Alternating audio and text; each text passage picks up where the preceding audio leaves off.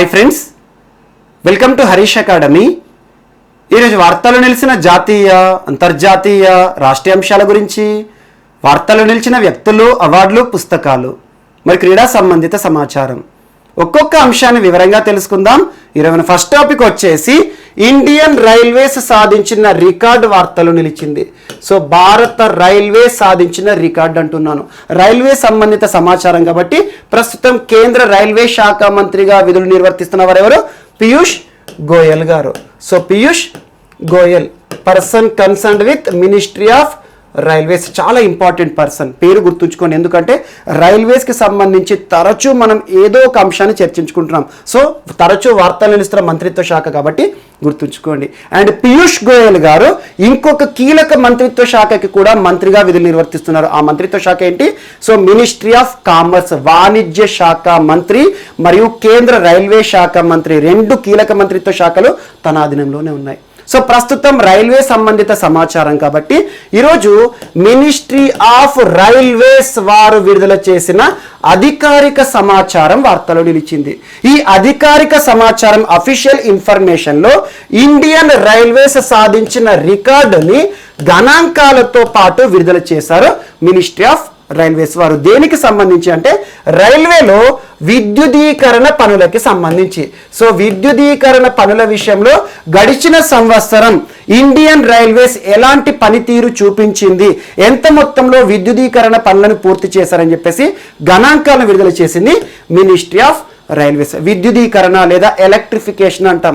తరచూ ఈ టాపిక్ని మనం చర్చిస్తూనే ఉన్నాం. ఎగ్జాంపుల్ చూడండి, ఇటీవల కేంద్ర ఆర్థిక శాఖ మంత్రి, ప్రస్తుతం ఎవరు? నిర్మలా సీతారామన్ గారు, రానున్న ఆర్థిక సంవత్సరాన్ని ఉద్దేశించిన బడ్జెట్ని పార్లమెంట్లో ప్రవేశపెట్టే సమయంలో, రానున్న ఆర్థిక సంవత్సరానికి సంబంధించిన బడ్జెట్ అంటే ఏంది? 2021-2022 ఆర్థిక సంవత్సరానికి సంబంధించిన బడ్జెట్ ప్రస్తుతం అమల్లోకి కూడా వచ్చింది. ఏప్రిల్ 1 ముగిసింది కదా. సో ఆర్థిక సంవత్సరం ప్రారంభమైంది కాబట్టి నూతన బడ్జెట్ అమల్లోకి వచ్చింది. సో ఈ బడ్జెట్ని పార్లమెంట్లో ప్రవేశపెట్టే సమయంలో నిర్మలా సీతారామన్ గారు కొన్ని కీలక అంశాలను ప్రస్తావించారు. ఒక్కొక్క మంత్రిత్వ శాఖకి సంబంధించి కొన్ని టార్గెట్లను కూడా చెప్పడం జరిగింది. అందులో రైల్వేస్కి సంబంధించి 2023 సంవత్సరం గురించి ప్రస్తావించారు. 2023 సంవత్సరం చివరి వరకల్లా by 2023 year ending, so 100% electrification should be done అన్నారు. సో 100% విద్యుదీకరణ పనులను పూర్తి చేయాలి అనే ఒక టార్గెట్ని ప్రస్తావించడం జరిగింది ఆర్థిక శాఖ మంత్రి నిర్మలా సీతారామన్ గారు. అసలు విద్యుదీకరణ, ఎలక్ట్రిఫికేషన్ అంటే ఏంటంటే, ఎగ్జాంపుల్ చూడండి, రైల్వేస్, మనము రైళ్లు ఉంటాయి కదా, ఈ రైళ్ల యొక్క చరిత్రను కనుక చూస్తే, హిస్టరీ ఆఫ్ రైల్ ఇట్లా చూసినట్టుంటే ఈ రైల్వే పరిణామ క్రమం ఎలా ఉంటుందంటే, మొట్టమొదటి రైలు ఎలా ప్రయాణించేది? బొగ్గును ఆధారంగా చేసుకొని, బొగ్గును మండించడం ద్వారా. ఆ తర్వాత బొగ్గు స్థానంలో డీజిల్ ఉపయోగం పెరిగింది. అంటే డీజిల్ని ఆధారంగా చేసుకొని రైలు ప్రయాణం చేయడం ప్రారంభమైంది. మనం చూస్తూనే ఉంటాం డీజిల్ లోకోమోటివ్స్ అని. ప్రస్తుతం మనం చూస్తూ ఉంటాం చాలా ట్రైన్స్ డీజిల్ లోకోమోటివ్స్ ఆధారంగానే ప్రయాణం చేస్తూ ఉంటాయి. వీటి ద్వారా చాలా సమస్యలు ఉన్నాయి. అలా బొగ్గు రైళ్లు కానివ్వండి, లేదంటే డీజిల్ ఆధారంగా చేసుకొని ప్రయాణించే రైళ్ల ద్వారా ఏంటంటే పర్యావరణ సమస్యకి సవాళ్లుగా మిగులుతున్నాయి. ఎగ్జాంపుల్ చూడండి, మనకు చమురు, మన యొక్క చమురు అవసరాలు తీర్చుకోవడానికి భారత ప్రభుత్వం దిగుమతుల పైన ఆధారపడుతోంది. ఎగ్జాంపుల్ మన పర్సనల్ వెహికల్స్ కోసం కానివ్వండి, ఇండస్ట్రీస్ కోసం కానివ్వండి, రైళ్ల కోసం కానివ్వండి, డీజిల్, పెట్రోల్ ఉంటుంది కదా, వీటిని మన అవసరాలు తీర్చుకోవడానికి భారత ప్రభుత్వం అధిక మొత్తంలో పే చేస్తూ దిగుమతి చేసుకుంటున్నాం గల్ఫ్ దేశాల నుండి. అలా ఒకటి ఆర్థిక పరమైన సమస్య ఉంది, ఎకనామికల్ ఛాలెంజ్ ఉంది. అట్ ద సేమ్ టైం ఈ దిగుమతి చేసుకున్న చమురు ఏదైతే ఉంటుందో, ఎగ్జాంపుల్ డీజిల్ లోకోమోటివ్ లేదా డీజిల్ ఆధారంగా నడిచే రైలు చూడండి, బొగ్గు ఈ డీజిల్ మంచినంత విపరీతంగా దట్టమైన పొగ అనేది వస్తుంది. మీరు చూడండి రైలు ప్రయాణం చేసినప్పుడు ఆ దట్టమైన పొగ కాలుష్య సమస్యగా మిగులుతుంది. అంటే మనకు పర్యావరణానికి సమస్యగా, సవాలుగా మిగులుతుంది. ఇలాంటి అంశాలను దృష్టిలో ఉంచుకొని, ఒకటి economical reason and environmental reason, అంటే పర్యావరణ సమస్య, సవాలుగా మారిన డీజిల్ ఇంజన్స్ కానివ్వండి. అట్ ద సేమ్ టైం దిగుమతుల పైన ఆధారపడుతున్న భారతదేశం ఈ ఎకనామికల్ రీజన్స్ ని పరిగణలోకి తీసుకొని టోటల్ రైల్వేస్ అన్నిటినీ కూడా విద్యుత్ సౌకర్యాలు కల్పించి ప్రయాణాన్ని చేయించాలి అనుకుంటున్నారు. అంటే విద్యుత్ సౌకర్యాలు ఎలా కల్పిస్తారు? ఎప్పుడైనా మనం రైలు బోర్డింగ్ చేసినప్పుడు, ఎగ్జాంపుల్ రైలు ఎక్కేటప్పుడు ప్లాట్ఫామ్ పైన నిలబడితే పైన కేబుల్స్ ఉంటాయి చూడండి. ఆ కేబుల్స్ ఏవైతే ఉంటాయో ఇవి కరెంట్ వైర్లు అంటాం. సో వీటి ద్వారా రైలుకి ఏదైతే ఉంటుందో విద్యుత్ని కల్పించాలి. అంటే దీన్ని కనెక్ట్ చేస్తూ ఒకటి ఉంటుంది మనకి, ఏదైతే ఉంటుందో ఆ పరికరము, దాని ద్వారా ఈ రైలు ప్రయాణం చేస్తుంది. సో అలా టోటల్ ప్రస్తుతం భారతదేశంలో ఉన్న ట్రాక్స్ అన్ని ఉంటాయి కదా, ఈ ట్రాక్స్ అన్నిటిలో కూడా విద్యుత్ సౌకర్యాలు కల్పించాలి. అలా ఎలక్ట్రిఫికేషన్ అంటాము. ప్రస్తుతం భారతదేశంలో దాదాపు 63,949 కిలోమీటర్ల పొడవైన బ్రాడ్ గేజ్ ట్రాక్స్ ఉన్నాయి. బ్రాడ్ గేజ్ అంటున్నాను. మనకు రైల్వే ట్రాక్స్ వర్గీకరణ చూస్తూనే ఉంటాం, చిన్నప్పటి చదువుతూనే ఉంటాం. ఎగ్జాంపుల్ నారో గేజ్ అంటాము, మీటర్ గేజ్ అంటాము, బ్రాడ్ గేజ్ అంటాము. నారో గేజ్ అంటే ఏంటండి, ఈ రైలు ట్రాక్స్ ఉంటాయి కదా, రైలు పట్టాలు కదా, రెండు పట్టాల మధ్యలో ఉండే దూరం ఉంటుంది కదా, దాన్ని పరిగణలోకి తీసుకొని వీటిని పిలుస్తామన్నట్టు. నారో గేజ్ అంటే చాలా సన్నగా ఉంటుంది, అంటే రెండు పట్టాల మధ్య దూరం చాలా తక్కువగా ఉంటుంది. సో మీటర్ గేజ్ అంటే మీటర్ ఉంటుంది అరౌండ్, అండ్ బ్రాడ్ గేజ్ అంటే ఇంకా దూరంగా ఉంటుంది అన్నట్టు. ప్రస్తుతం బ్రాడ్ గేజ్ అనేది చాలా ఇంపార్టెంట్. సో రైలు ఏదైతే ఉంటుందో, రైలు ప్రయాణించే ట్రాక్స్ ఉంటాయి కదా, ఆ పట్టాల మధ్య దూరం అనేది చాలా బ్రాడ్గా ఉంటుంది. సో అలా ఈ బ్రాడ్ గేజ్ రైళ్లు ఏవైతే ఉంటాయో, బ్రాడ్ గేజ్ ట్రాక్స్ ప్రస్తుతం భారతదేశంలో ఎన్ని కిలోమీటర్లు అంటే 63,949 కిలోమీటర్ల బ్రాడ్ గేజ్ లైన్లలో దాదాపు గడిచిన సంవత్సరంలో 2020-2021 ఆర్థిక సంవత్సరంలో, అంటే 2020 ఏప్రిల్ 1 నుండి 2021 మార్చి 31 మొన్న ముగిసింది కదా. సో ఆర్థిక సంవత్సరం ముగిసింది కాబట్టి ఈ ఆర్థిక సంవత్సరంలో భారత రైల్వే, ఇండియన్ రైల్వే దాదాపు 615 కిలోమీటర్ల పొడవున బ్రాడ్ గేజ్ ట్రాక్స్ పొడవున విద్యుదీకరణ పనులను పూర్తి చేసిందంట. సో టోటల్ ఎలక్ట్రికేషన్ దాదాపు ఎన్ని కిలోమీటర్లు, ఒక సంవత్సరంలోనే 6,000 కిలోమీటర్లు అనుకోవచ్చు.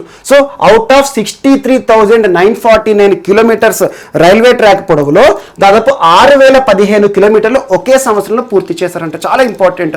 యాజ్ ఆన్ టుడే అంటే ఏంటి, మార్చ్ 31, 2021 వరకు భారతదేశంలో దాదాపు 71% బ్రాడ్ గేజ్ రైళ్లలో, ఈ బ్రాడ్ గేజ్ ట్రాక్స్ ఉంటాయి కదా, బ్రాడ్ గేజ్ ట్రాక్స్ లో విద్యుదీకరణ, ఎలక్ట్రిఫికేషన్ పూర్తి చేశారు ఇండియన్ రైల్వేస్. చాలా ఇంపార్టెంట్. అండ్ ఇంకొకటి, ఆల్మోస్ట్ 71% అంటే ఎంత, అవుట్ ఆఫ్ 63,949 లో దాదాపు 45,889 కిలోమీటర్స్ పొడవున విద్యుదీకరణ, ఎలక్ట్రిఫికేషన్ పనులను పూర్తి చేసింది ఇండియన్ రైల్వేస్ అని చెప్పేసి కొంత కీలక సమాచారాన్ని పంచుకోవడం జరిగింది. అండ్ గడిచిన 7 సంవత్సరాలుగా ఆల్మోస్ట్ లాస్ట్ 7 ఇయర్స్లో రైల్వేస్ యొక్క పనితీరు కూడా అద్భుతంగా పెరిగిందంట. ఆల్మోస్ట్ రైల్వే విద్యుదీకరణ పనులు 5 రెట్లు ఎక్కువగా చేయడం జరుగుతుంది. పనితనం పెరుగుతుంది, పని సామర్థ్యం పెరిగిందంట. అండ్ చూడండి ఎగ్జాంపుల్, ఇందాక మీకు చెప్పాను 2020-2021 అంటున్నాను. ఆల్మోస్ట్ ఏప్రిల్తో ప్రారంభమైంది, మార్చ్తో ముగిసింది కదా. సో ఈ 1 ఇయర్ కూడా కరోనా విపత్కర పరిస్థితుల కాలం, ప్రపంచమంతా స్తంభించిపోయింది, ప్రతి రంగం స్తంభించిపోయింది. అలా లాక్డౌన్ సమయంలో కూడా రైల్వేస్ మాత్రం అద్భుతమైన పనితీరుని ప్రదర్శించిందని చెప్పేసి ఇండియన్ రైల్వేస్ ని చాలా ప్రశంసించడం జరిగింది మినిస్ట్రీ ఆఫ్ రైల్వేస్ వారు. సో ఇదొకటి గుర్తుంచుకోండి. ఇక్కడ రికార్డ్ ఏంటంటే జస్ట్ లాస్ట్ 1 ఇయర్లోనే, ఆర్థిక సంవత్సరంలోనే 6,015 కిలోమీటర్ల ట్రాక్ పొడవున, బ్రాడ్ గేజ్ ట్రాక్ పొడవున విద్యుదీకరణ పనులను పూర్తి చేసింది Indian railways. So Indian railways వారి రికార్డును వారే బద్దలు కొట్టారు. వారి రికార్డు ఏంటంటే 2018-2019 ఆర్థిక సంవత్సరంలో 5,276 కిలోమీటర్ల పొడవున వీరు విద్యుదీకరణ పనులను పూర్తి చేశారు. అలాంటిది ఈరోజు మనకి వితిన్ 1 ఇయర్, లాస్ట్ 1 ఇయర్లోనే అత్యధిక పొడవున విద్యుదీకరణ పనులను పూర్తి చేసి ఇండియన్ రైల్వేస్ మరొక రికార్డు సృష్టించడం జరిగింది. యాజ్ ఆన్ టుడే మనకేంటి, మార్చ్ 31, 2021 వరకు భారతదేశంలో ఎలక్ట్రిఫికేషన్ ఎంత మొత్తంలో పూర్తయింది, 71% ఎలక్ట్రిఫికేషన్ పనులు పూర్తయింది. ఇది 100%కి ఎప్పుడు వస్తుందంట, 2023 సంవత్సరానికి. ఎలా చెప్పారు, ఆర్థిక శాఖ మంత్రి నిర్మలా సీతారామన్ గారు ప్రస్తావించడం జరిగింది. సో ఇవి ఇంపార్టెంట్. సో ఈరోజు రైల్వే రికార్డు 6015 గుర్తుంచుకోండి. ఈ స్టాట్స్ ఏవైతే ఉంటాయో అవన్నీ కూడా గుర్తించుకునే ప్రయత్నం చేయండి, చాలా ఇంపార్టెంట్. అండ్ నెక్స్ట్, ఈరోజు బిమ్స్టెక్ వార్తలో నిలిచింది. బిమ్స్టెక్ అంటున్నాను. సో బిమ్స్టెక్ యాక్రోనిమ్ చాలా important. Bay of Bengal initiative for multi sectoral technical economic cooperation, చాలా ఇంపార్టెంట్.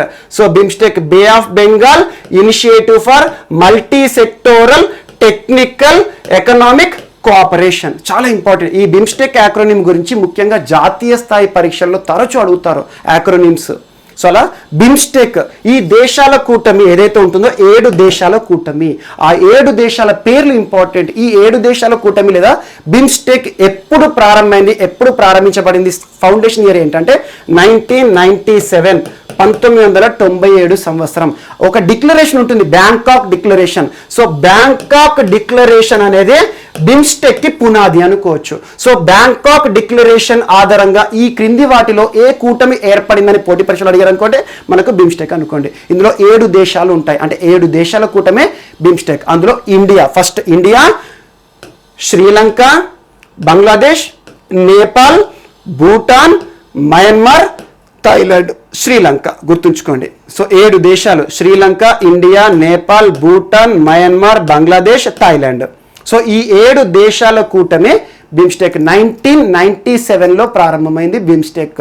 అండ్ ఇంకొకటి, ప్రతి సంవత్సరం కూడా బిమ్స్టెక్ ప్రెసిడెన్సీ అనేది, చైర్ అనేది ఒక దేశం తీసుకుంటుంది. అంటే ఈ బిమ్స్టెక్, ఈ దేశాల కూటమి అనేది ఒక దేశం ఆధ్వర్యంలో పనిచేస్తుంది అన్నట్టు. ఒకసారి ఇండియా, ఒకసారి శ్రీలంక, ఒకసారి మయన్మార్, ఒకసారి మనకి ఈ శ్రీలంక కానివ్వండి, లేదంటే ఒకసారి నేపాల్ కానివ్వండి. ఈ సంవత్సరం ఈ బిమ్స్టెక్ దేశాల కూటమి చైర్ లేదంటే హెడ్ ఎవరు అంటే, ఎవరి అధ్యక్షతన సమావేశాలు జరుగుతాయంటే శ్రీలంక.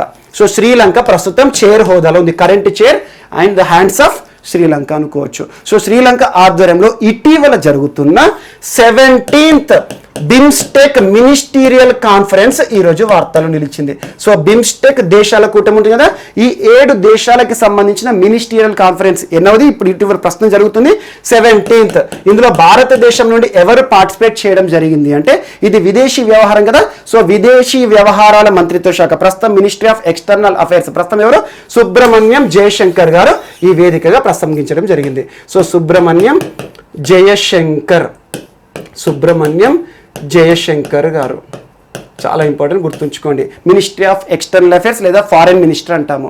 సో ఇందులో ఈ 7 దేశాల మధ్య జరుగుతున్న సంబంధాలు కానివ్వండి, ట్రేడ్ కానివ్వండి, టెక్నాలజీ ఏ రకంగా ఒక దేశానికి సాయం చేస్తుంది, విపత్తు సమయంలో ఒక దేశం ఎలా ఆదుకుంటుంది, ఇలా ఈ మినిస్టర్స్ అందరూ కూడా ఒక్కొక్క దేశానికి సంబంధించి కన్సర్న్ మినిస్టర్ కదా, వీరందరూ కూడా చర్చించడం జరుగుతుంది. ప్రస్తుతం జరుగుతున్న సమావేశం అనేది 17th. ఎవరు పార్టిసిపేట్ చేయలేదు? ఇది సుబ్రహ్మణ్యం జయశంకర్ గారు. సో బిమ్స్టెక్ దేశాల కూటమికి సంబంధించి కొన్ని ప్రత్యేకలు చూడండి. ప్రపంచ జనాభాలో ప్రతి 100 మందిలో 22% అంటే 22 మంది ఈ బిమ్స్టెక్, ఈ 7 దేశాల కూటమి ఏదైతే ఉంటుందో ఈ 7 దేశాలను నివసిస్తున్నారు. అంటే ప్రపంచ జనాభా 100 మంది అనుకుంటే 22 మంది ఎక్కడ ఈ బిమ్స్టెక్ దేశాల కూటమిలోనే నివసిస్తున్నారు. అండ్ ఆల్మోస్ట్ $2.7 ట్రిలియన్ ఈ బిమ్స్టెక్ యొక్క జీడిపి. ఒక్కొక్క దేశానికి జీడిపి మనం చూస్తాం కదా, gross domestic product.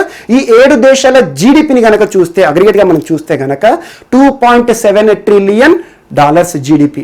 And at the same time ఈ బిమ్స్టెక్ దేశాలకు సంబంధించి వాణిజ్యం విషయం చూస్తే, ప్రపంచ వాణిజ్యంలో 1/4 వంతు బిమ్స్టెక్ దేశాల నుండే జరుగుతుందంట. ఇది ఒకటి ఇంపార్టెంట్. అండ్ బిమ్స్టెక్ అనేది 6 పిల్లర్స్ పైన ఏర్పడింది. 6 సంబంధాలు అనేవి ఈ దేశాల మధ్య కొనసాగాలి. అందులో ఒక్కొక్క అంశం చూడండి, చాలా ఇంపార్టెంట్. ఫస్ట్ ట్రేడ్, వాణిజ్యం. ఈ 7 దేశాలు కూడా ఒక దేశానికి ఒక దేశము వాణిజ్యపరమైన పరస్పర సహకారం కల్పించుకోవాలి. At the same time technology, సాంకేతికత చాలా ఇంపార్టెంట్. ప్రస్తుతం టెక్నాలజీయే ప్రపంచాన్ని ముందుకు తీసుకెళ్తోంది. అండ్ థర్డ్ వచ్చేసి ఎనర్జీ, ఇంధన అవసరాలు తీర్చుకోవాలి. At the same time transport, రవాణా మరియు టూరిజం, పర్యాటక పరంగా కూడా అద్భుతమైన ప్రదేశాలు ఉంటాయి ఇందులో. సో శ్రీలంకనే చూడండి, శ్రీలంక వరకు మనకు గాలే కానివ్వండి, చాలా ప్రాంతాలు పర్యాటక పరంగా చాలా మందిని ఆకర్షిస్తాయి. And at the same time fisheries, so మత్స్యరంగం పైన ఆధారపడిన దేశాలు ముఖ్యంగా చూడండి, ఇండియా, శ్రీలంక, బంగ్లాదేశ్, ఇలాంటి దేశాలు ఏంటి, సముద్ర సరిహద్దుతో కూడుకొని ఉన్న దేశాలు. సముద్ర సరిహద్దు ఉంది కాబట్టి అక్కడ ఫిషరీస్ అనేది ఎక్కువగా ఉంటుంది, ఫిషరీ సెక్టర్. సో అలా ఈ 6 రంగాలను ఆధారంగా చేసుకొని బిమ్స్టెక్ అనేవి పరస్పర సహకారం ఇచ్చుకుంటాయి. అండ్ బిమ్స్టెక్ యొక్క ప్రత్యేకత ఏంటంటే, 2019 సంవత్సరం భారత ప్రధాని నరేంద్ర మోదీ గారు 2వసారి ప్రధానిగా ప్రమాణ స్వీకారం చేసుకున్నప్పుడు ఈ బిమ్స్టెక్ దేశాల కూటమి ఏదైతే ఉంటుంది, ఈ 7 దేశాలు ఉంటాయి కదా, ఈ 7 దేశాధినేతలను ఇన్వైట్ చేయడం జరిగింది. ఇది ఒకటి కూడా important. So GK point of view ఇవన్నీ గుర్తుంచుకోండి. బిమ్స్టెక్ 17th మినిస్టీరియల్ కాన్ఫరెన్స్, అందులో సుబ్రహ్మణ్యం జయశంకర్ గారు పార్టిసిపేట్ చేయడం జరిగింది. ఇది ఒకటి ఇంపార్టెంట్. నెక్స్ట్, చరిత్రలో మరొక హీరో వార్తలు నిలిచారు. ఇటీవల అస్సాంకి సంబంధించిన హీరో కానివ్వండి, చరిత్రలో కీలక వారికంటూ సువర్ణాధ్యాయాన్ని లిఖించిన చాలా మంది ప్రముఖులు ఇటీవల మనం చూస్తూనే ఉన్నాం. ఈరోజు ఆంగ్పాల్ 2 వార్తలు నిలిచాడు. ఆంగ్పాల్ 2 చాలా ఇంపార్టెంట్. సో ఆంగ్పాల్ 2 సింపుల్ అయితే ఏమనొచ్చు అంటే, ఢిల్లీ నిర్మాత అనొచ్చు. ప్రస్తుతం దేశ రాజధాని ఢిల్లీ ఉంది కదా, సో ఢిల్లీ ఫౌండర్ అనొచ్చు, ఫౌండర్ ఆఫ్ ఢిల్లీ ఆంగ్పాల్ 2. తన యొక్క పూర్తి పేరు గుర్తుంచుకోండి, ఆంగ్పాల్ తల్వార్ గుర్జారా. ఆంగ్పాల్ తన్వారా గుర్జార్, ఆంగ్పాల్ తన్వారా అని గుర్తుంచుకోండి. ఇతను తోమర్ వంశీయుడు. యాక్చువల్గా తోమర్ వంశీయుల పరిపాలన కాలం ఎప్పుడంటే భారతదేశ చరిత్రలో 8th century to 12th century AD. ఈ మధ్య 11th century ప్రాంతంలో ఆంగ్పాల్ II జీవించిన సమయం. ఆంగ్పాల్ II ప్రస్తుతం ఢిల్లీ ఉంది కదా, ఈ ఢిల్లీ ప్రాంతం మొత్తం కూడా తన ఆధ్వర్యంలో అభివృద్ధి చేయబడింది. అందుకే ఫౌండర్ ఆఫ్ ఢిల్లీ అంటాం ఆంగ్పాల్. అండ్ ఇంకొకటి ఏంటంటే హర్యానా కానివ్వండి, ఢిల్లీ కానివ్వండి, చుట్టుపక్కల ప్రాంతాలన్నిటిని కూడా అభివృద్ధి చేసిన ఒక హిందూ రాజు అనుకోవచ్చు. సో ఆంగ్పాల్ II తోమర్ వంశీయుడు. అండ్ ఏంటంటే ఈరోజు ఎందుకు వార్తలు నిలిచాడు తనంటే, ఈ ఆంగ్పాల్ II లెగసీపై అధ్యయనం చేయడానికి, తన యొక్క గొప్ప చరిత్ర పైన అధ్యయనం చేయడానికి భారత ప్రభుత్వం ఒక కమిటీని నియమించింది. ఆ కమిటీ ఎవరి ఆధ్వర్యంలో గుర్తుంచుకోండి, బ్రిజ్ భూషణ్ సింగ్. బ్రిజ్ భూషణ్ సింగ్ ప్రస్తుతం మెంబర్ ఆఫ్ పార్లమెంట్ ఎంపీగా ఉన్నారు, యూపీ రాష్ట్రానికి సంబంధించిన వ్యక్తి. సో బ్రిజ్ భూషణ్ సింగ్ గారి ఆధ్వర్యంలో ఒక కమిటీని నియమించింది కేంద్ర ప్రభుత్వం. సో ఈ కమిటీ ఏం చేస్తుంది అంటే ఆంగ్పాల్ II లెగసీ కానివ్వండి, తన యొక్క గొప్పతనం, తన చరిత్రని మరింత అధ్యయనం చేసేసి మనకు అందిస్తుంది అన్నట్టు. అండ్ ప్రస్తుతం భారత ప్రభుత్వం అనుకుంటున్న అంశాలు ఏంటంటే, ఢిల్లీ మన దేశ రాజధాని ఢిల్లీ నిర్మాత అంటుంది కదా, సో ఢిల్లీ దేశ రాజధాని అయిన ఢిల్లీ ఎయిర్పోర్ట్ ఇంటర్నేషనల్ టర్మినల్ ఏంటి, ఇందిరాగాంధీ అంతర్జాతీయ విమానాశ్రయం. ఇందిరాగాంధీ అంతర్జాతీయ విమానాశ్రయంలో ఇతని యొక్క స్టాచ్యూ, సేమ్ ఇదే స్టాచ్యూని భారత ప్రభుత్వం నిర్మించబోతోంది.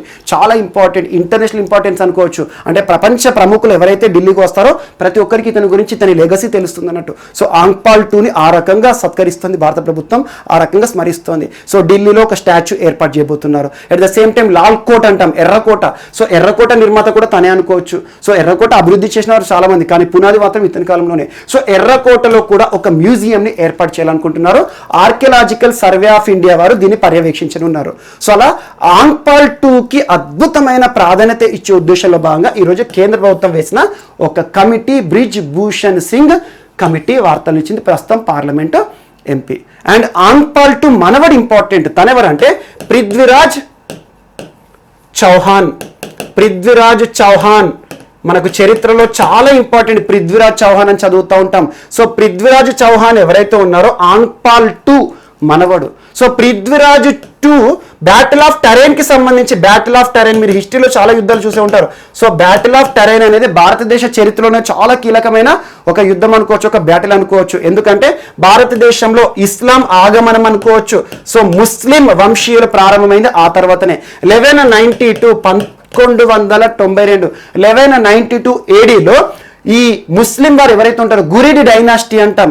సో గురిడ్ డైనాసిటీ వారు భారతదేశంలోకి ప్రవేశించారు పృథ్వీరాజ్ చౌహాన్ని ఓడించడం ద్వారా. బ్యాటిల్ ఆఫ్ టరైన్ ఎవరెవరికి, సో పృథ్వీరాజ్ చౌహాన్కి, గురిడ్ డైనాసిటీకి సంబంధించి, ముస్లిం వారికి సంబంధించి. సో ఆ తర్వాత 1192 నుండి భారతదేశంలో ఢిల్లీ సుల్తాన్ల పరిపాలన ప్రారంభమవుతుంది. ఇవన్నీ మీకు చరిత్రలు తెలిసి ఉంటుంది. సో ఇది ఒక వంశవృక్షం అనుకోవచ్చు. బట్ ఆంగ్పాల్ II యొక్క లెగసీని అధ్యయనం చేయడానికి భారత ప్రభుత్వం ఒక కమిటీ వేసింది. దాన్ని గుర్తుంచుకోండి. అతని యొక్క స్టాచ్యూని ఎక్కడ ఏర్పాటు చేయబోతున్నారు, అంతర్జాతీయ విమానాశ్రయం. ఎక్కడ, ఇందిరాగాంధీ అంతర్జాతీయ విమానాశ్రయం, భారతదేశ రాజధాని ఢిల్లీ. సో ఢిల్లీ నిర్మాతదే ఢిల్లీలోనే. At the same time archaeological survey of India వారి ఆధ్వర్యంలో ప్రత్యేకంగా తనకు సంబంధించిన కొన్ని స్మారక కట్టడాలు నిర్మించబోతున్నారు. అందులో ఒకటి లాల్ కోట్, ఎర్రకోట అనుకోవచ్చు. అండ్ నెక్స్ట్, సో ఈరోజు కార్గిల్ జస్కర్ రోడ్ వార్తలో నిలిచింది. కార్గిల్ జస్కర్. సో కార్గిల్ జస్కర్ అంటే లడఖ్కి సంబంధించింది అనుకోండి. ఈ రెండు ప్రాంతాలను కలిపే జాతీయ రహదారి NH301 ఇటీవల వార్తలు నిలిచింది. దేనికి సంబంధించి అంటే కార్గిల్ అండ్ జస్కర్ లేదా జస్కర్ అనొచ్చు. సో కార్గిల్ జస్కర్ కి సంబంధించి ఇది NH301 అనేది 2017 సంవత్సరంలో భారత ప్రభుత్వం గుర్తించడం జరిగింది.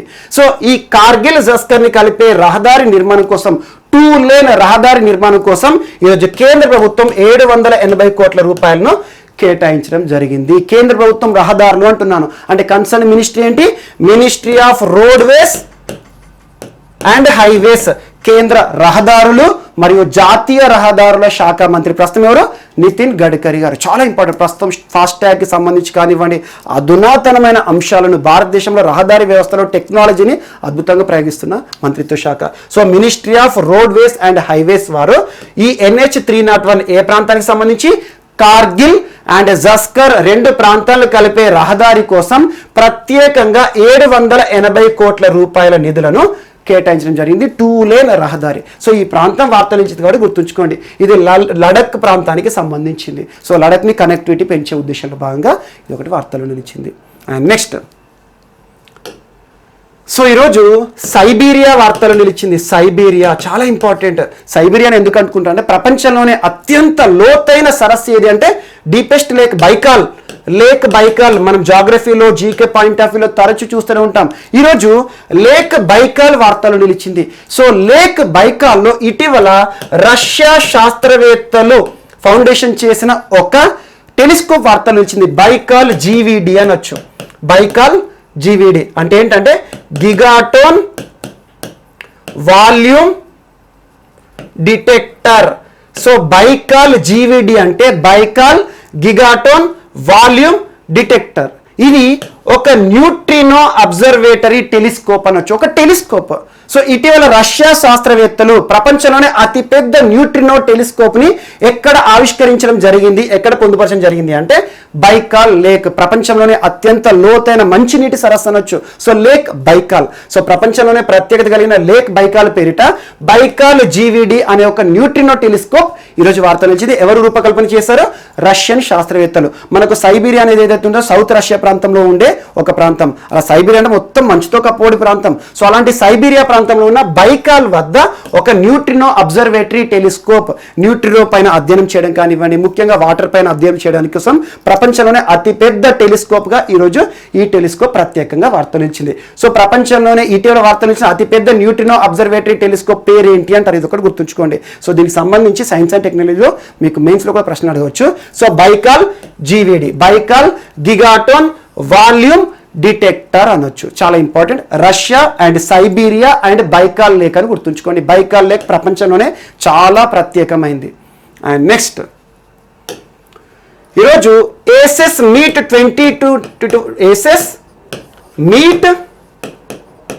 2021 వార్తలు నిలిచింది. ఏసెస్ మీట్ 2021 అనేది ఏ దేశం ఆధ్వర్యంలో జరుగుతున్న వైమానిక సమావేశం అనొచ్చు. సో పాకిస్తాన్.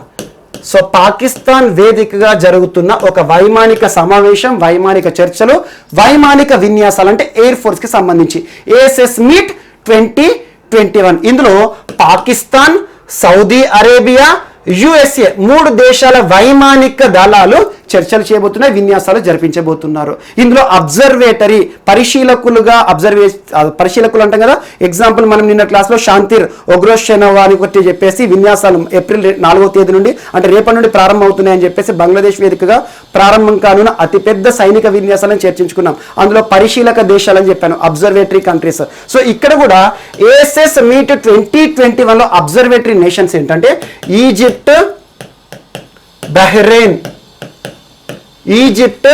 బహ్రెయిన్ దేశాలు అబ్జర్వేటరీ దేశాలుగా ఇందులో పార్టిసిపేట్ చేయబోతున్నాయి. ఏఎస్ఎస్ మీట్ 2021 నేరుగా గుర్తుంచుకోండి. ఇటీవల పాకిస్తాన్ సంబంధించి కొన్ని అతిపెద్ద అంశాలు వార్తలు ఇచ్చాయి. అమన్ 21 నావికా దళ విన్యాసాలు. ఈరోజు ఏఎస్ఎస్ మీట్ 2021 దేనికి సంబంధించింది? ఇది ఒక వైమానిక విన్యాసాలు లేదా వైమానిక చర్చలు పాకిస్తాన్ కేంద్రంగా జరుగుతున్నాయి. 3 దేశాల పేర్లు ఏంటంటే Pakistan, Saudi Arabia and America. పరిశీలక దేశాల కింద ఈ 2 దేశాలు గుర్తుంచుకోండి, ఈజిప్ట్, బహ్రెయిన్. సో ఇదొకటి ఏఎస్ఎస్ 2021 వైమానిక చర్చలు పాకిస్తాన్కి సంబంధించి. అండ్ నెక్స్ట్, వార్తల్లో వ్యక్తులు.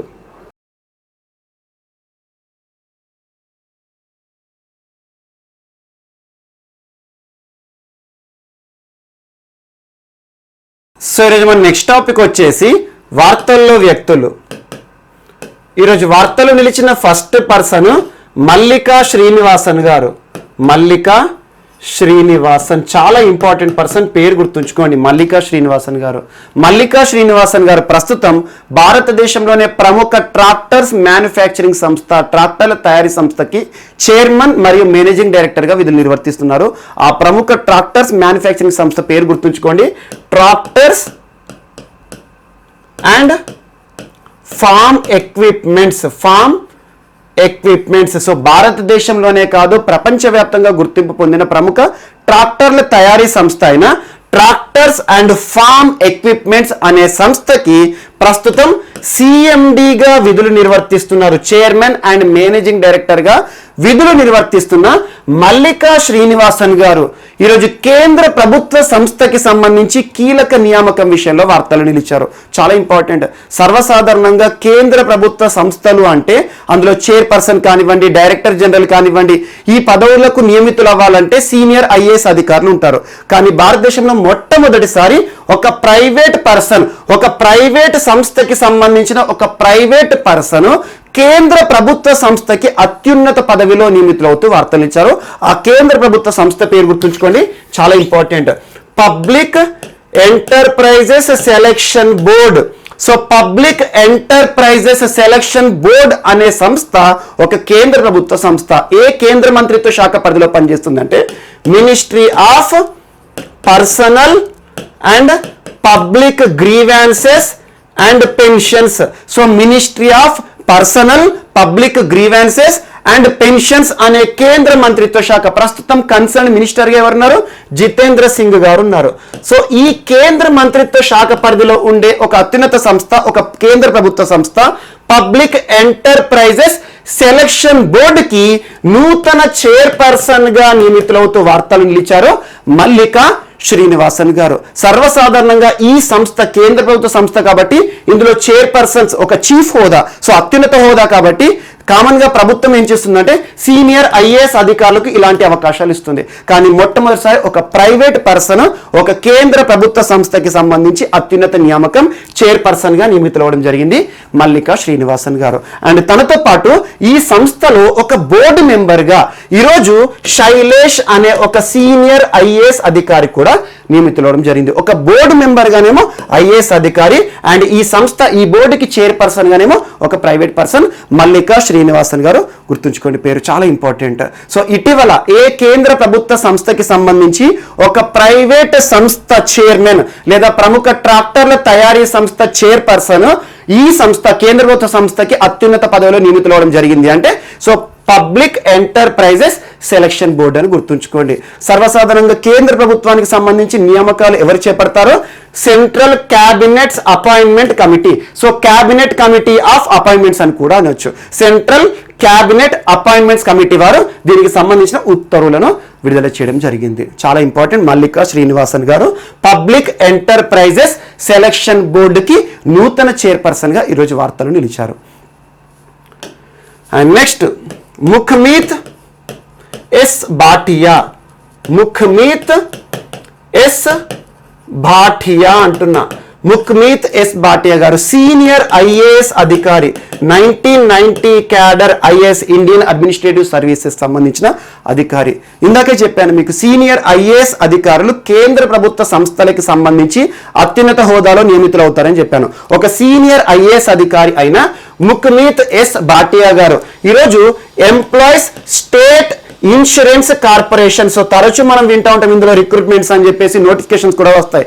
So employees state insurance corporation ఏదైతే ఉంటుందో ఎంప్లాయీస్ స్టేట్ ఇన్సూరెన్స్ కార్పొరేషన్ కి నూతన డైరెక్టర్ జనరల్ గా అత్యున్నత హోదాలో నియమితులైన వ్యక్తి ముఖ్మీత్ ఎస్ భాటియా గారు, ఒక సీనియర్ ఐఏఎస్ అధికారి గారు. ఎంప్లాయీస్ స్టేట్ ఇన్సూరెన్స్ కార్పొరేషన్ 1952లో ఏర్పాటు చేయబడిన కేంద్ర ప్రభుత్వ సంస్థ. 1952 ఫిబ్రవరి 24 న్యూఢిల్లీ కేంద్రంగా పనిచేస్తున్న సంస్థ. సో ఈఎస్ఐసి నూతన డీజీగా, నూతన డైరెక్టర్ జనరల్ గా నియమితులైన వ్యక్తి ఎవరు ఇటీవల అంటే ముఖ్మీత్ ఎస్ భాటియా గారు. ప్రస్తుతం ముఖ్మీత్ ఎస్ భాటియా గారు మినిస్ట్రీ ఆఫ్ ఫైనాన్స్ కి సంబంధించి డిపార్ట్మెంట్ ఆఫ్ ఎకనామిక్ అఫైర్స్ లో అడిషనల్ సెక్రటరీగా విధులు నిర్వర్తిస్తున్నారు. అడిషనల్ సెక్రటరీ కానివ్వండి, చీఫ్ సెక్రటరీ కానివ్వండి, ప్రిన్సిపల్ సెక్రటరీ కానివ్వండి, ఇలాంటి పదవులు ఎక్కువగా సీనియర్ ఐఏఎస్ అధికారులు చేపడతారు. సో అలా అడిషనల్ సెక్రటరీగా మినిస్ట్రీ ఆఫ్ ఫైనాన్స్ లో పనిచేస్తున్న ముఖ్మీత్ ఎస్ భాటియా గారు ఈఎస్ఐసి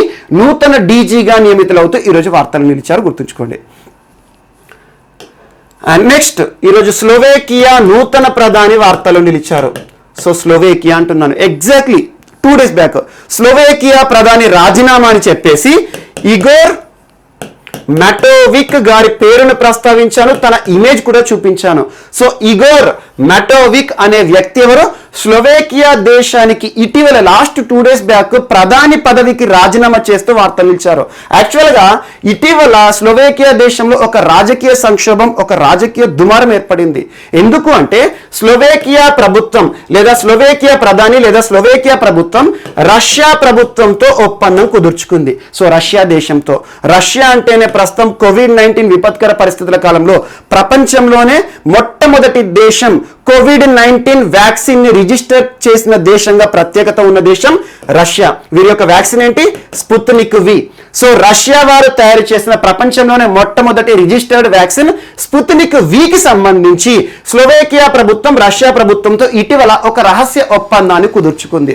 ఆ రహస్య ఒప్పందం బహిర్గతమైంది అనుకోని పరిస్థితుల కాలంలో. బహిర్గతమయ్యేసరికి ప్రతిపక్షాలు ఉంటాయి కదా, రాజకీయ దుమారం, రాజకీయ సంక్షోభం ఏర్పడింది. సో ప్రస్తుత ప్రధాని అవినీతికి పాల్పడుతున్నారు, రహస్య ఒప్పందాలు కుదుర్చుకున్నారని చెప్పేసి ఒక రాజకీయ సంక్షోభం ఏర్పడేసరికి ప్రస్తుతం రాజకీయ పరంగా శాంతి వాతావరణం నెలకొల్పడానికి తను నైతిక బాధ్యత వహిస్తూ రాజీనామా చేయడం జరిగింది స్లోవేకియా ప్రస్తుత ప్రధాని ఇగోర్ మాటోవిక్ గారు. తన స్థానంలో ఈరోజు నూతన ప్రధానిగా వార్తలు నిలిచారు ఎడ్వర్డ్ హెగర్. ఇక్కడ ఇద్దరు పేర్లు గుర్తుంచుకోండి. ఇతను రాజీనామా చేసిన ప్రధాని 2 days బ్యాక్ మనం చర్చించుకున్నాం. ఈ రోజు వార్తలు నిలిచిన స్లోవేకియా నూతన ప్రధాని పేరు ఎడ్వర్డ్ హెగర్. సో ఎడ్వర్డ్ హెగర్ ప్రస్తుతం ఫైనాన్స్ మినిస్టర్ గా విధులు నిర్వర్తిస్తున్నారు. ఏ దేశంలో? స్లోవేకియా దేశంలో. అలా ప్రస్తుత ఫైనాన్స్ మినిస్టర్ నూతన ప్రధానిగా ఈరోజు నియమితులవడం జరిగింది స్లోవేకియా దేశానికి సంబంధించి. ఏ దేశంలో అయినా కూడా ప్రెసిడెంటే ప్రధానిని నియమించడం జరుగుతుంది. ప్రస్తుతం స్లోవేకియా ప్రెసిడెంట్ ఎవరంటే జుజానా గారు. జుజానా కపుటోవా గారు స్లోవేకియా దేశానికి ప్రెసిడెంట్ గా ఉన్నారు, అధ్యక్షులుగా. సో స్లోవేకియా ప్రస్తుత అధ్యక్షులు జుజానా కపుటోవా గారు ఎడ్వర్డ్ హెగర్ గారిని నూతన ప్రధానిగా నియమిస్తూ ఈరోజు కీలక ఉత్తర్వులను జారీ చేశారు. సింపుల్ గా గుర్తుంచుకోండి, 3 పర్సన్ పేరు గుర్తుంచుకోండి. స్లోవేకియా ప్రస్తుత అధ్యక్షుడు అండ్ నూతన ప్రధాని. ఇటీవల రాజకీయ సంక్షోభాన్ని తగ్గించడానికి, శాంతియుత పరిస్థితులు ఏర్పాటు చేయడానికి నైతిక బాధ్యత వహిస్తూ రాజీనామా చేసిన ప్రధాని ఇగోర్ మాటోవిక్. ఈ 3 పేర్లు గుర్తుంచుకోండి. ఆ రాజకీయ దుమారం సంక్షోభం ఏర్పడడానికి కారణం కూడా గుర్తుంచుకోండి. రష్యాతో కుదిరిన ఒక రహస్య ఒప్పందం బహిర్గతం అవ్వడం, ఇది ఒకటి అవినీతి కారణాలు అని గుర్తుంచుకోండి. అండ్ నెక్స్ట్ ఈరోజు కవిత గారు. సో కవిత గారు ప్రస్తుతం తెలంగాణ రాష్ట్రంలో ఎమ్మెల్సీగా ఉన్నారు. స్థానిక సంస్థల కోట ఏదైతే ఉంటుందో ఎమ్మెల్సీ ఎన్నికలకు సంబంధించి వివిధ వర్గాలు పార్టిసిపేట్ చేస్తారు ఎన్నికల విధానంలో. ఇటీవల మనం చూసాం గ్రాడ్యుయేట్స్ ఎమ్మెల్సీ అని చెప్పేసి. సో స్థానిక సంస్థలకి సంబంధించిన కోట ఉంటుంది కదా. సో ఎమ్మెల్సీగా ప్రస్తుతం తెలంగాణ రాష్ట్రంలో ఎమ్మెల్సీగా ఉన్న కవిత గారు scouts and guides. So scouts and guides ఇటీవలే తన గురించి 2 సార్లు ఈ అంశాన్ని చర్చించుకున్నాం, almost 4 months back. Scouts and guides ఒక్కొక్క రాష్ట్రానికి ఒక్కొక్క వింగ్ ఉంటుంది. సో తెలంగాణ రాష్ట్రానికి సంబంధించి స్కౌట్స్ అండ్ గైడ్స్ కి 2వసారి ప్రధాన కమిషనర్ గా, స్కౌట్స్ అండ్ గైడ్స్ కి చీఫ్ కమిషనర్ గా నియమితులవ్వడం జరిగింది కవిత గారు. సో నేరుగా గుర్తుంచుకోండి, మొట్టమొదటిసారి 2015 సంవత్సరం స్కౌట్స్ అండ్ గైడ్స్ అనే ఒక సంస్థకి సంబంధించి చీఫ్ కమిషనర్ గా ఎన్నిక కావడం జరిగింది కవిత గారు. ఈ రోజు ఈ సంస్థకి తిరిగి ఎన్నిక అవ్వడం జరిగింది 2వసారి chief commissioner of scouts and guides. అంటే ఏంటంటే సింపుల్ గా ఇది కూడా ఎన్సీసీ లాగానే. సో చిన్న పిల్లలకు సంబంధించి కానివ్వండి, దేశభక్తికి సంబంధించి కానివ్వండి. సో అలా scouts and guides Telangana wing కి సంబంధించి చీఫ్ కమిషనర్ గా ఎన్నికయ్యారు 2వసారి కల్వకుంట్ల కవిత గారు. సో నేరుగా గుర్తుంచుకోండి, సరిపోతుంది. అండ్ నెక్స్ట్ ఈరోజు వార్తలు నిలిచిన మరొక పర్సన్ ఉప్పరి సాంబయ్య గారు. సో ఉమ్మడి కరీంనగర్ జిల్లాకి సంబంధించిన వ్యక్తి. యాక్చువల్గా నేరెళ్ళ ఘటన తెలంగాణ చరిత్రలో తరచు మనం చూస్తూ ఉంటాం. సో నేరెళ్ళ నియోజకవర్గానికి సంబంధించి మాజీ ఎమ్మెల్యే. సో నేరెళ్ళ మాజీ ఎమ్మెల్యే 1985 ఇయర్లో మొట్టమొదటిసారి ఎమ్మెల్యేగా గెలుపొందడం జరిగింది ఉప్పరి సాంబయ్య గారు. ఏ పార్టీకి సంబంధించి అంటే Janata Dal party. So Janata Dal party నుండి మొట్టమొదటిసారి 1985 సంవత్సరంలో తెలంగాణ రాష్ట్రంలో, అప్పుడు తెలంగాణ రాష్ట్రం కాదు కదా, ఉమ్మడి ఆంధ్రప్రదేశ్. సో ఉమ్మడి ఆంధ్రప్రదేశ్ లోని నేరెళ్ళ నియోజకవర్గం నుండి మొట్టమొదటిసారి ఎమ్మెల్యే గెలుపొందారు. 1989 వరకు ఎమ్మెల్యేగా విధులు నిర్వర్తించారు. ఒక మంచి పేరు ఉన్న ఒక ఎమ్మెల్యే, మాజీ ఎమ్మెల్యే ఉప్పరి సాంబయ్య గారు. జనతాదళ్ కీలక నేత. ఆ తర్వాత జనతాదళ్కి అంత ఆదరణ లేదు ప్రస్తుతం. సో కాంగ్రెస్ కి మద్దతుదారుగా చాలా సంవత్సరాలు సంవత్సరాలు పనిచేశారు. నేరుగా కాంగ్రెస్ పార్టీలో లేకున్నా కూడా కాంగ్రెస్కి మద్దతుదారు అని చెప్పేసి ఒక పేరుంది. సో ఉప్పరి సాంబయ్య గారు అనారోగ్య సమస్యల బారిన పడి ఈ రోజు తుదిశ్వాస విడుస్తూ వార్తలు నిలిచారు. నేరుగా గుర్తుంచుకొని ఉప్పరి సాంబయ్య నేరెళ్ల మాజీ ఎమ్మెల్యే, ఈ ఇయర్స్ అవసరం లేదు, మరణిస్తూ వార్తలు నిలిచారు. సో రాష్ట్ర స్థాయి పరీక్షలో వీరి గురించి అడుగుతారు. సో రాష్ట్ర స్థాయి పరీక్షలో నిన్నటి క్లాస్లో మనం చర్చించుకున్న ఎన్ నరసింహారావు గారు మాజీ మంత్రి అని చెప్పాను, తెదేపాకు సంబంధించిన సీనియర్ నేత, అండ్ ఈరోజు ఉప్పరి సాంబయ్య గారు. సో రాష్ట్రీయ స్థాయిలో గుర్తింపు పొందిన వ్యక్తుల గురించి కూడా ప్రత్యేక శ్రద్ధ, ఫస్ట్ ప్రియారిటీ ఇవ్వండి, వీరి గురించే ఫస్ట్ అడుగుతారు మన రాష్ట్ర స్థాయి పరీక్షలో. సో నేషనల్ లెవెల్ ఎగ్జామ్స్లో మిగతా రాష్ట్రాలకు సంబంధించిన వ్యక్తుల గురించి అడుగుతారు. అండ్ నెక్స్ట్ ఈరోజు వార్తలు నిలిచిన పుస్తకం agriculture in India contemporary challenge. పేరు గుర్తుంచుకొని, చాలా ఇంపార్టెంట్. ప్రస్తుతం వ్యవసాయానికి సంబంధించిన ఒక పుస్తకం అగ్రికల్చర్ ఇన్ ఇండియా, భారతదేశంలో వ్యవసాయము ఎలాంటి సవాళ్లు ఉన్నాయి, కాంటెంపరీ ప్రస్తుత సవాళ్లు అనే పుస్తకాన్ని రచించిన వారు ఎవరంటే సీనియర్ ఐఏఎస్ అధికారి, 1968 క్యాడర్ ఐఏఎస్ అధికారి డాక్టర్ మోహన్ కందా. సో చాలా ప్రముఖ పర్సన్. యాక్చువల్గా మోహన్ కందా గారు ఉమ్మడి ఆంధ్రప్రదేశ్ రాష్ట్రంలో సిఎస్గా చీఫ్ సెక్రటరీగా కూడా విధులు నిర్వర్తించారు. చాలా ఇంపార్టెంట్. సో ఉమ్మడి ఆంధ్రప్రదేశ్ రాష్ట్రం మాజీ చీఫ్ సెక్రటరీ, ప్రధాన కార్యదర్శి, ఒక ఐఏఎస్ అధికారి, సీనియర్ ఐఏఎస్ అధికారి అయ్యాడనుకోండి, తనకి సంబంధించి అత్యున్నత పదవి ఒక రాష్ట్రంలో చీఫ్ సెక్రటరీ. అలాంటి ప్రధాన కార్యదర్శి ఉమ్మడి ఆంధ్రప్రదేశ్ సంబంధించి అండ్ సీనియర్ ఐఏఎస్ అధికారి మోహన్ కందా గారు రచించిన పుస్తకము అగ్రికల్చర్ ఇన్ ఇండియా. ఇందులో ఏం చెప్పారంటే వ్యవసాయ విధానంలో ప్రస్తుతం ఎలాంటి పద్ధతులు పాటించాలి, అండ్ కేంద్ర ప్రభుత్వం కూడా మనం చూస్తున్నాం. కేంద్ర ప్రభుత్వం 2022 సంవత్సరం కల్లా, ఆ చివరి కల్లా, నెక్స్ట్ ఇయర్ కల్లా భారతదేశంలోని రైతుల యొక్క ఆదాయాన్ని రెట్టింపు చేయాలనుకుంటున్నారు. అంటే రైతుకి ఏ రకంగా ఆదాయాన్ని సమకూర్చాలి, ఏ రకంగా రైతు తను పండించిన ఉత్పత్తి ఏదైతే పంట ఏదైతే ఉంటుందో దానికి మంచి మార్కెటింగ్ సౌకర్యాలు, ఏ రకంగా తను లాభాల బాట పట్టాలి, ఏ రకంగా డబ్లింగ్ ఆఫ్ ఫార్మర్స్ ఇన్కమ్ చేయాలి, ఇలాంటి ఉద్దేశాలన్నింటినీ కూడా ప్రస్తుతం ఉన్న సవాళ్ళు, వాటికి పరిష్కారాలను వెతుకుతూ ఒక పుస్తకం రాశారు. ఇంపార్టెంట్ పుస్తకం agriculture in India contemporary challenges అనే ఒక పుస్తకాన్ని రచించిన సీనియర్ ఐఏఎస్ అధికారి ఎవరు అంటారు.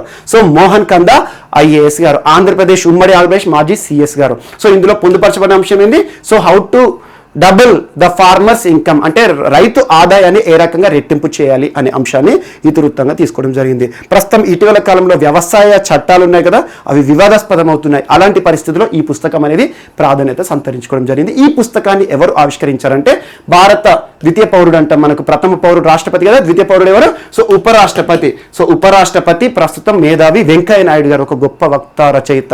సో వెంకయ్య నాయుడు గారు ఈ పుస్తకాన్ని నిన్నటి రోజున విడుదల చేయడం జరిగింది. సో నేరుగా గుర్తుంచుకోండి.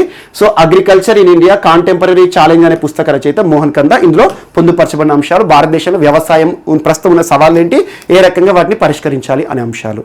సో ఇవి మనకి ఈరోజు వార్తలు నిలిచిన అంశాలు. మిస్లేనియస్ అంశాలే మనం మిగిలిపోతే మాత్రం మనం రేపటి క్లాస్లో యాడ్ చేసుకుందాం. రేపు కలుద్దాం. Thank you.